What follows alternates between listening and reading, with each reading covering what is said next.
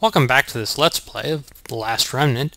Last time we fought the Lost. We've already completed all of the side quests in the game, and now we're just going around cleaning up all of the optional monsters that were DLC for the Xbox 360 version. Here, well, I don't know. We're just doing it for fun. This one in particular, there's not really much incentive to fight. But, there he is. There are some glacial labelis that spawn in this area, and him being here does not change that. But this is just a recap of an old boss fight, updated and made more powerful. I don't remember him really being all much different, and I think he's actually going to be fairly simple. But we have some guards we have to take care of first, so let's get rid of them.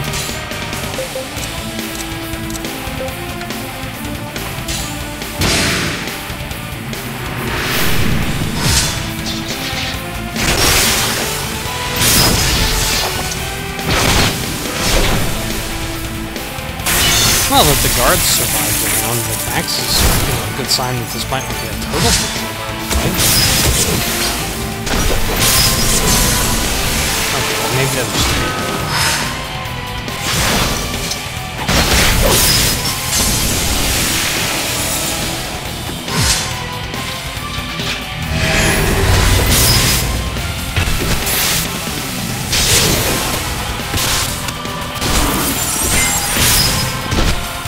They certainly aren't hitting very hard.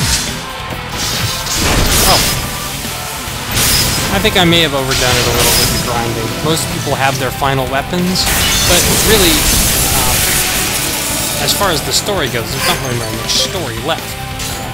It's pretty much just go fight the final, go through the final dungeon and fight the final boss. So, you may end up being, well, on a bit of a roller coaster to victory. And he gets reinforcements of yet more guards. Great. Come on, guys. Get out of our way, huh?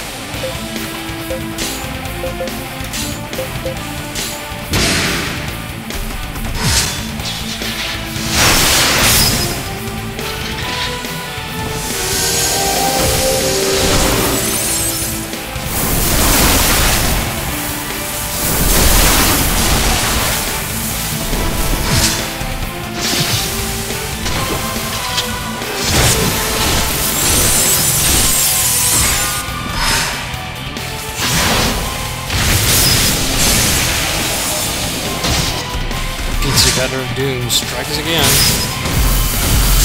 Now, Cyclone Cream there is doing about 30,000 damage per target in the Union. That's version 4 of it. Obviously there's a version 5, which is better. But those item attack arts against groups are devastating. Against single targets they're only okay. But, well, for the most part the enemies I'm concerned about are single targets. So while it's nice to have one person who can, throw that stuff around, it's not real important.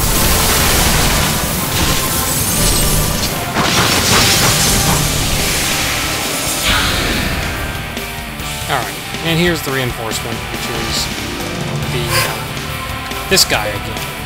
However, he also has a whole bunch of guards, so we're gonna go after the guards first.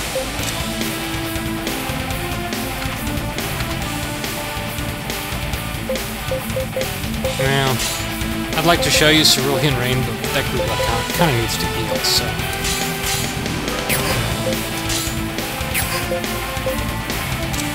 And it's the Fiery Gates. It's one of Bill's cousins, I guess. What happens after a long internet discussion? That he gets burned and he's fiery? I don't know.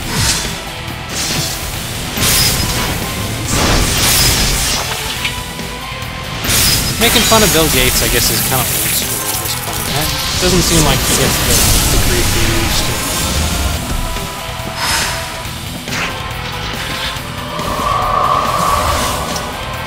I guess he finally learned, like, the Rockefellers and all of them, that, yeah, if you throw your money around, people start to like you.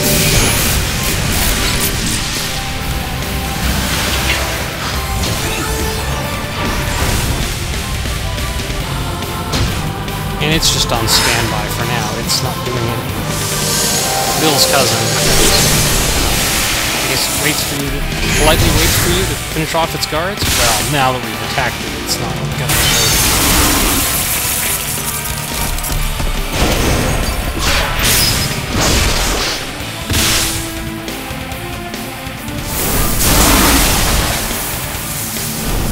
I think that actually did damage.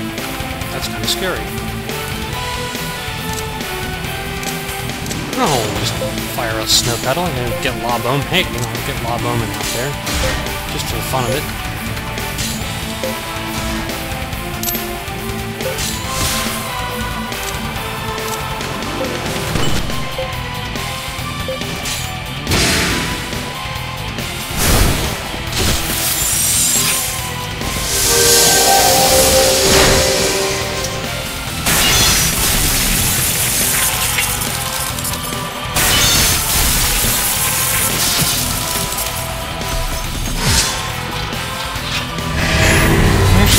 Tiny bit of slowdown on this fight. I don't know if it's traps or what it is. That was one of the major complaints about the Xbox 360 version of this, is that it had a lot of slowdown. And it also didn't have turbo. So all of these fights took twice as long. And it's kind of a tedious game to begin with, since you do spend a lot of time just sort of watching things go on. So I could understand why the PC version got a lot better reviews than the Xbox 360 version.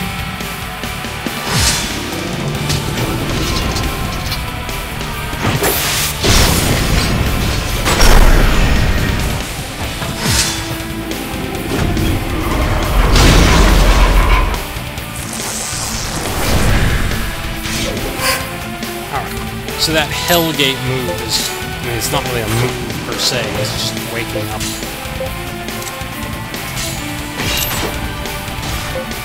Well, I guess I got weapon arts up. Let's show you Cerulean Rain, which is the weapon art you get from either Superlative, Aura, or Parrying, what is it, Blocter. Just going to turn out of turbo mode, just so you can, it's sort of a novel attack. And as you can see, it does no shortage of damage. Weapon arts, the highest power attacks in the game. Just bar none. They very, very frequently do in excess of several, you know, multi-hundreds of thousands of damage. And they're really kind of unpredictable, and it's really too bad.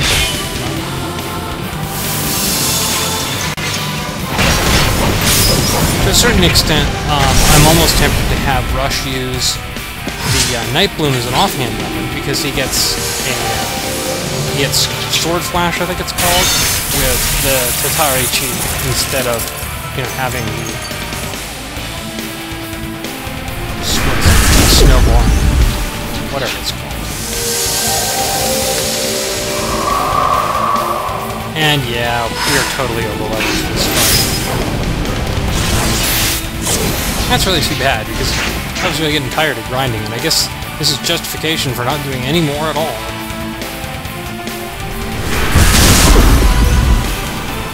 This guy can barely injure me. In fact, I'm gonna... Yeah, we can see, maybe we'll get a chance to see Sword Flash. I'm saying maybe, because he's already flashing. He may die before that. Should be kind of pathetic.